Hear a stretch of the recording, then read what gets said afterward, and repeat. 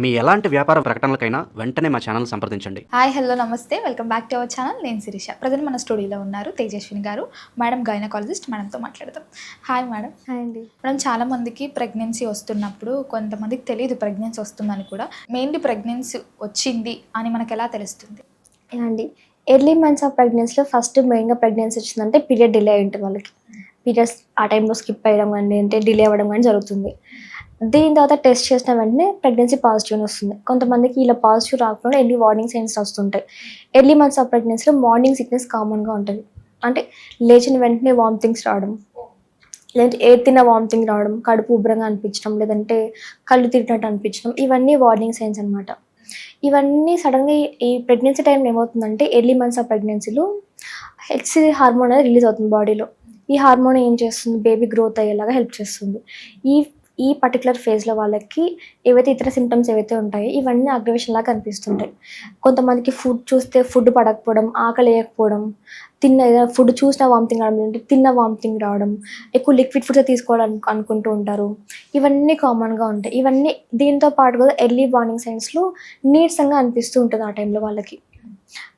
Work చేయడానికి concentrate లేకపోవడం, లేదంటే నీరసంగా అనిపించడం, ఫిజికల్గా వాళ్ళకు స్ట్రెంత్ లేనట్టు అనిపించడం, ఇవన్నీ ఎర్లీ స్టేజ్లో కనిపిస్తూ ఉంటాయి. మేడం, నార్మల్గా ప్రెగ్నెన్సీ ఉమెన్స్ మొదటిగా ఎలాంటి జాగ్రత్తలు తీసుకోవచ్చు అంటారు? అండి, ప్రెగ్నెంట్ ఉమెన్స్ నార్మల్గా కేర్ అనేది చాలా ఇంపార్టెంట్ ఈ స్టేజ్లోనే. మెయిన్గా చెప్పాలంటే వాళ్ళు హెవీగా వెయిట్ లిఫ్టింగ్ చేయొద్దని చెప్తుంటారు.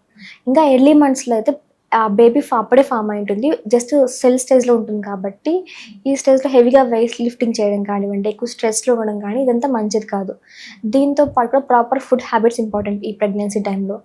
ఫుడ్ హ్యాబిట్స్ అంటే మదర్ తిన్న ఫుడ్డే బేబీ వరకు బేబీ గ్రోత్ కూడా హెల్ప్ చేస్తుంది కాబట్టి న్యూట్రిషియస్ ఫుడ్ తీసుకోమని చెప్తుంటారు. ఇంకా ఐరన్ రిచ్ ఫుడ్ అంటాం చెప్పాలంటే, ఎందుకంటే బేబీ గ్రో అవ్వాలన్నా ఐరన్ సప్లిమెంట్స్ ఖచ్చితంగా కావాలి. So iron rich food jaggery కానివ్వండి, లేదంటే ఏమైనా డేట్స్ కానివ్వండి, ఇవి తీసుకుంటూ డ్రై ఫ్రూట్స్ కానీ ఇవి ఎక్కువ తీసుకోమని చెప్తుంటారు. ఇంకా అలసిపోయేలాగా లేకుండా మీల్స్ అనేటివి స్మాల్ మీల్స్లో ఫ్రీక్వెంట్గా తీసుకోమని చెప్తుంటారు ఎర్లీ స్టేజ్లోనే. కొంతమంది ఒకసారి తినలేకపోతుంటారు ప్రెగ్నెన్సీ ఎర్లీ స్టేజ్లో. అలాంటి వాళ్ళు ఏం చేస్తారంటే కొంచెమే ఎక్కువసార్లు తీసుకోమని చెప్తుంటాం. 3 పూటలా కాకుండా 4 టైమ్స్ కానీ 5 టైమ్స్ కానీ ఇలా స్మాల్ మీల్స్ తీసుకోవడం మంచిది. ఇంకా వాళ్ళకి ఏదైతే హ్యాబిట్స్ ఉంటాయో స్మోకింగ్ కానీ ఆల్కహాల్ హ్యాబిట్స్ కానీ ఇవన్నీ కంప్లీట్గా స్టాప్ చేయాలి ప్రెగ్నెన్సీ టైంలో. దీంతో పాటు సరౌండింగ్లో ఏమైనా స్మోక్ చేస్తున్నారో అది కూడా అవాయిడ్ చేస్తూ ఉండాలి. ఇంకా ప్రాపర్గా ఎక్సర్సైజ్ చేస్తుండాలి. అందరూ ప్రెగ్నెన్సీ అంటేనే కంప్లీట్ రెస్ట్ తీసుకోమని చెప్తుంటారు. బట్ అలా రెస్ట్ ఎప్పుడు అవసరం ఉంటుంది ప్రెగ్నెన్సీ టైంలో?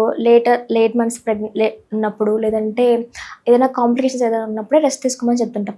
నార్మల్ ప్రెగ్నెన్సీకి రెస్ట్ ఎలాంటిది అవసరం లేదు. బట్ హెవీ వెయిట్ లిఫ్టింగ్ ఒకటి చేయొద్దని చెప్తుంటారు అంతే. నార్మల్ ఎక్సర్సైజ్ చేయడం వల్ల బాడీ హెల్తీగా అవ్వడం, మజిల్ స్ట్రెంత్ అవ్వడం ఇవన్నీ జరుగుతూ ఉంటుంది. స్ట్రెస్, ఫుడ్, ఎక్సర్సైజ్ ఈ 3 ఇంపార్టెంట్ ఈ స్టేజ్లోనే. చాలామంది అంటుంటారు మొదటి 3 మంత్స్ చాలా కేర్గా ఉండాలి అని. ఎందుకు ఈ 3 మంత్స్ అంత కేర్ అంటారు? ఈ 3 మంత్స్ కేర్ ఎందుకు ఇంపార్టెంట్ అంటే కొన్ని కండిషన్స్లో రిపీటెడ్గా అబార్షన్స్ అయ్యే కండిషన్స్ ఉంటాయి. సపోజ్ వాళ్ళకి PCOS లేదంటే హార్మోనల్ ఇంబ్యాలెన్స్ ఏదైనా ఉందనుకోండి, ఆ స్టేజ్లో ఏమవుతుంది, ఇమ్మెచ్యూర్ ఎగ్స్ రిలీజ్ అవుతూ ఉంటాయి. ఈ ఎగ్స్ ఫర్టిలైజేషన్ జరిగాయి అనుకోండి, బేబీ ఫామ్ అవుతుంది. బట్ ఆ బేబీకి అంత కెపాసిటీ ఉండదు. దట్టు ఈ ఫస్ట్ 3 మంత్స్లో బేబీ అనేది సెల్ స్టేజ్లో ఉంటుంది, చిన్నగా ఉంటుంది. ఈ చిన్నగా ఉన్న సెల్స్ అంటే ఇంప్లాంటేషన్ జరిగినప్పుడు మనం ఏమైనా సరిగ్గా కేర్ తీసుకోవడం వల్ల, లేదంటే గర్భాశయం వీక్నెస్గా ఉండడం వల్ల వాళ్ళకి ఎర్లీగా అబార్షన్స్ రావడం, లేదంటే అది ప్రెగ్నెన్సీ లాస్ అవ్వడం జరుగుతుంది. అందుకని ఫస్ట్ 3 మంత్స్ చాలా ఇంపార్టెంట్ అని చెప్తుంటారు. ఎందుకంటే ఈ టైంలో బేబీ అతుక్కున్నప్పుడు గర్భాశయంలో ఆ బేబీకి సరైన న్యూట్రియంట్స్ కానివ్వండి, లేదంటే గర్భాశయం స్ట్రెంథనింగ్గా ఉండేలా కూడా చూసుకుంటూ ఉండాలి. లేదు కొంచెం ఏదైనా అజాగ్రత్తగా పాటించాలి, లేదంటే ఇంకా హార్మోనల్ ఇంబ్యాలెన్స్ అయ్యేలా సరిగ్గా ఫుడ్ తీసుకోకపోయినా, స్ట్రెస్లో ఏదైనా ఎక్కువగా అనిపించాలి, లేదంటే గర్భాశయం వీక్గా ఉన్న, ఇమ్యూనిటీ పవర్ తగ్గిపోయినా కూడా వాళ్ళకి అబార్షన్స్ అనేవి కామన్గా అయ్యే అవకాశం ఉంటుంది. సో ఇలా అబార్షన్స్ అవ్వకుండా ఉండాలంటే proper nutritious food, proper early care ఇవన్నీ ఇంపార్టెంట్ ఈ టైంలోనే.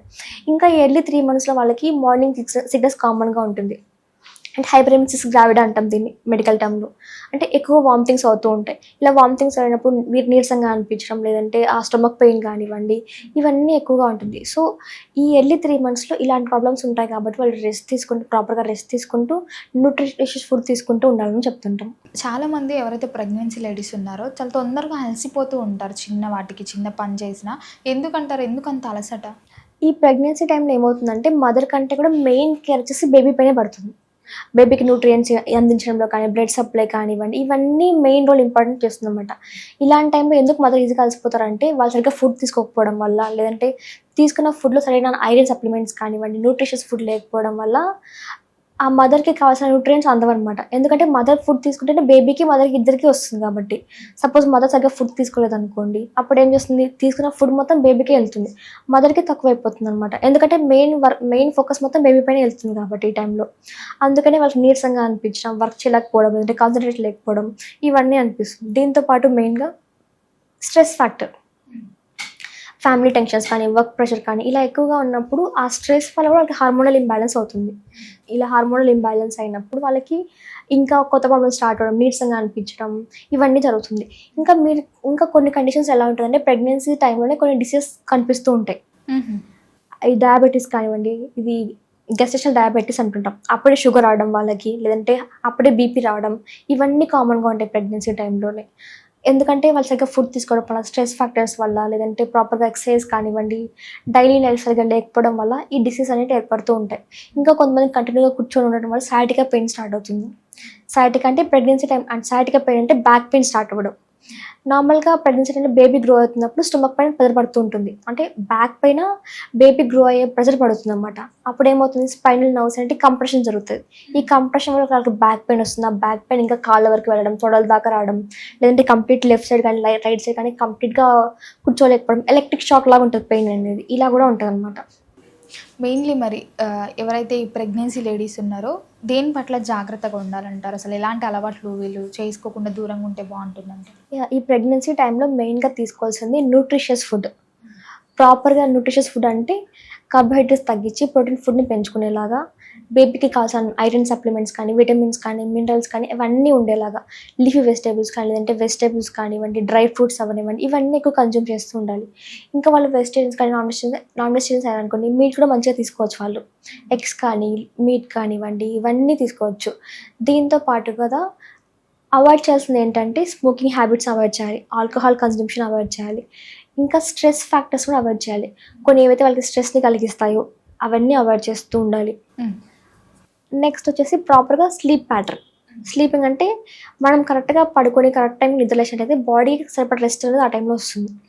అలా ప్రాపర్గా రెస్ట్ ఇస్తున్నప్పుడు బాడీ యాక్టివ్గా ఉంటుంది, బేబీ మదర్ ఇద్దరు హెల్తీగా ఉంటారు. దీని తర్వాత రెగ్యులర్గా ఎక్సర్సైజ్ చేస్తుండడం, అంటే ప్రెగ్నెన్సీ అంటే కంప్లీట్ రెస్ట్ అనేది అవసరం ఉండదు, మైల్డ్ ఎక్సర్సైజ్ చేస్తూ ఉండాలి. ఎందుకంటే ఆ మైల్డ్ ఎక్సర్సైజ్ చేయడం వల్ల ఆ డెలివరీ నార్మల్ డెలివరీ అయ్యేలాగా, లేదంటే ఆ బేబీ పొజిషన్ కరెక్ట్గా ఉండేలాగా, ఇలా మాల్ ఫార్మేషన్స్ లేకుండా, బేబీ మాల్ పొజిషన్స్ లేకుండా ఉండేలాగా హెల్ప్ చేస్తుంది. ఇంకా మజిల్స్ అనేటివి స్ట్రెంథనింగ్ అయ్యేలా కూడా హెల్ప్ చేస్తుంది. మనం చాలామంది ప్రెగ్నెన్సీ ఉన్నప్పుడు కొంచెం ఫుడ్ తక్కువ తింటూ ఉంటారు, కొంతమంది ఎక్కువ తింటూ ఉంటారు. ముఖ్యంగా మరి ఎక్కువ ఫుడ్ తీసుకోవచ్చు అంటారా? అండ్ ఇంకా చెప్పాలంటే ఈ ప్రెగ్నెన్సీ టైంలో చాలా మందికి ఫుడ్ క్రేవింగ్ స్టార్ట్ అవుతూ ఉంటాయి. అది కూడా ఈ హార్మోన్స్ వల్లనే అనమాట. ఈ ప్రెగ్నెన్సీ జనరల్లో ఏమవుతుంది, వాళ్ళకి ప్రొజెస్ట్రాన్ హార్మోన్ ఎక్కువగా ఉంటుంది. ఈ హార్మోన్ ఎక్కువగా ఉన్నప్పుడు వాళ్ళకి ఫుడ్ క్రేవింగ్స్ ఎక్కువ ఉంటాయి. మెయిన్గా చెప్పాలంటే చాలా మందికి జంక్ ఫుడ్స్ కానివ్వండి, ఇవి ఎక్కువ క్రేవింగ్స్ వస్తూ ఉంటాయి. ఇలా తీసుకోవడం వల్ల ప్రాబ్లం, బట్ మైల్డ్ వరకు క్రేవింగ్స్ అనేవి కామన్గా ఉంటాయి కాబట్టి తీసుకోవచ్చు, బట్ అది కూడా లిమిటెడ్గా తీసుకుంటూ ఉండాలి. ఇంక మరి కొంతమందిలో ఎలా ఉంటుందంటే అసలు త్రూఅవుట్ ద 9 months జర్నీ వాళ్ళకి ఫుడ్ అంటే అలర్జీలాగా తయారవుతుంది. ఫుడ్ చూస్తే వామిటింగ్ రావడం, లేదంటే తింటే వామిటింగ్ రావడం, అసలు స్మెల్ పడకపోవడం, ఇవన్నీ కూడా ఉంటాయి. ఇది వాళ్ళ కండిషన్ బట్టి డిపెండ్ అవుతుంది అనమాట. ఇంకా చెప్పాలంటే నార్మల్గా ఓల్డ్ డేస్లో ఎలా అనేవాళ్ళు, నీకు పులుపు తినాలనిపిస్తుంటే నీకు మగబిడ్డ పుడతారు, లేదంటే తీపి తినాలనిపిస్తుంది ఆడబిడ్డ పుడతారు, ఇలా కూడా డిఫరెన్షియేట్ చేస్తుంటారు. బట్ ఇలాంటిది ఏది ఉండదు అనమాట, ఇదంతా ఒక మిత్ మాత్రమే. వాళ్ళకి నార్మల్గా ప్రెగ్నెన్సీ జర్నీలో హార్మోన్స్ వల్లనే ఫుడ్ క్రేవింగ్స్ న్యాచురల్గానే కనిపిస్తూ ఉంటాయి వాళ్ళని.